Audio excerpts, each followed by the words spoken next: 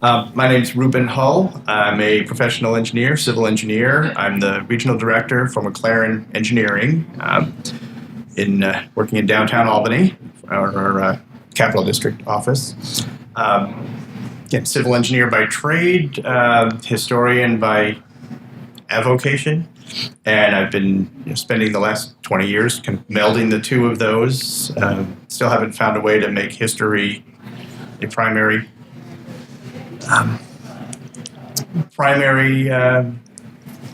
career, but it's an exciting opportunity to understand the history of engineering while also being working for a firm that's very much on the cutting edge of much engineering.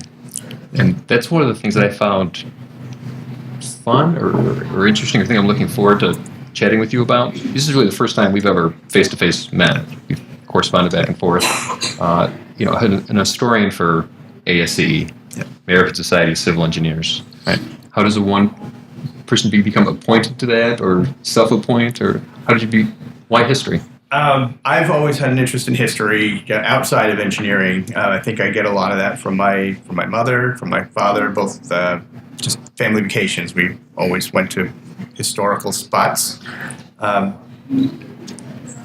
Once I lived in New Hampshire for 20 years, and while I was there, got involved in ASCE, and was separately from that was working on with a local historic committee that did heritage walks.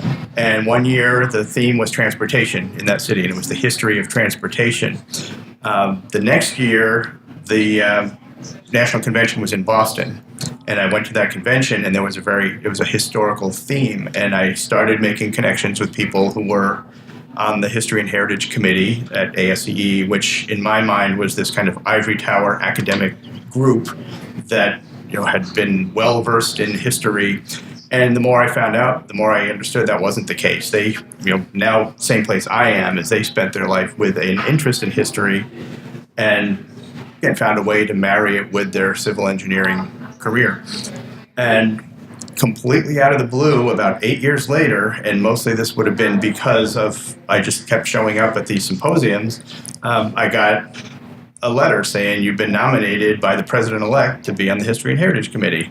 And it was completely surprising to me because, again, at that time, I knew some of the members, but was not expecting to see that. And then, so that was a little over 10 years ago. And it's now changed where it's an application process. And so all the committees at ASCE, so if somebody wants to be on the History and Heritage Committee for ASCE, now it's an application every year. It's kind of the equivalent of a call for papers. It's a call for self-nominations. Good. But the way I got on it was very surprising to me, and it really was from showing up at history symposiums, national conventions, and networking with those who were on the committee and those who had a demonstrated interest. I'm going to play devil's advocate a little bit because I feel the opposite. For question purposes, why should anybody care about history and engineering? Isn't engineering just a numbers game, crunch the numbers? Why is history even relevant? The profession of civil engineering, from where we are now, if we look back through the last couple hundred years, everything that we're doing now is built on the experiences and the projects and the engineers that preceded us. And so having an understanding of how we got to this point, or at least not necessarily understanding the specifics of a certain bridge, but understanding the importance of it, or the significance of landmarks, or the significance of noteworthy engineers in history that have helped bring the profession to where it is today. I see that we're on the cusp right now of kind of a change where the profession is heading, or how the profession should be headed. And it's a follow-up to kind of different eras of civil engineering. I think the last 50 years was really driven by economics, driven by environment. From the mid-'70s, there really was a shift in where how civil engineering how we functioned, how we created projects, how we got involved in projects, and a lot of it was a big change from where we had been as a career, as a profession, say the 100 years before that, where it really was the golden age of civil engineering, where civil engineers 100 years ago were rock stars. When Ralph Majeski got a divorce, it was in the gossip pages across the country. Bridge engineer, famous bridge engineer. The Roeblings, who built the Brooklyn Bridge, and many others, people knew who they were. Civil engineering was high society, and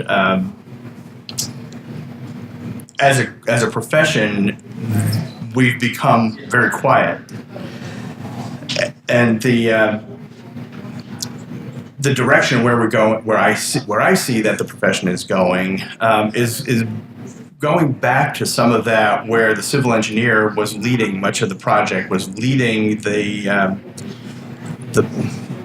political, was driving projects, not just responding and crunching numbers, but was a leader in making projects happen and in making advancing infrastructure, and understanding the history of what engineers were and how those projects were built.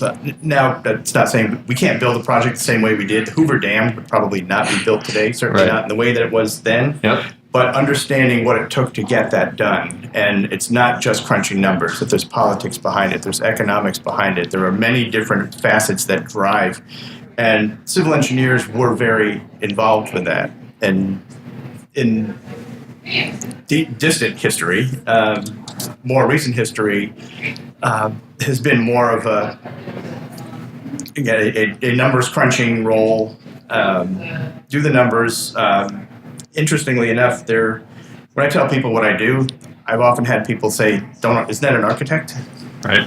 And so I have to step back, and before I can explain what I do, it's what do civil engineers do?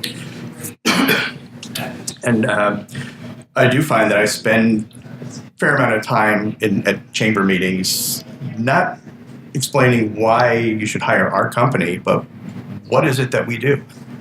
And before we can let other people in the public know what it is we do, as civil engineers, we need to know what it is that we do, and the history that brought us to where we are today, and understanding how that profession came to be, and who were our heroes, what are our landmark projects, what are the things that we can go and really tout and flaunt and explain why civil engineering is so important to our country and globally.